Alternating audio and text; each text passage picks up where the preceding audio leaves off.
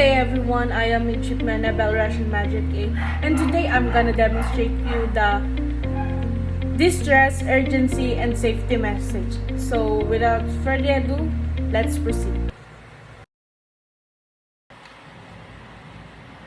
Mayday, Mayday, Mayday. This is MV Arcdyke, MV Arcdyke, MV Arcdyke.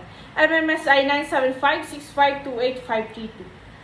Call sign, Alpha, Charlie, Echo, and Sierra. Our position is 11 degrees, 25 minutes north, 105 degrees, 35 minutes west. We are taking on water and sinking. We require immediate assistance for evacuation. We are a 150-meter cargo vessel with 30 people on board. All crew are wearing life jackets. Over. Pan, pan, pan, pan, pan, pan. This is MV Arcdyke, MV Arcdyke, MV Arcdyke. MMSI 975652852. Call sign, Alpha, Charlie, Echo, and Sierra. Our position is 29 degrees, 10 minutes north, 121 degrees, and 39 minutes west. We are experiencing engine failure and are adrift in strong currents. We require a tow to the nearest safe harbor. We are 28-foot motorboat with 5 people on board.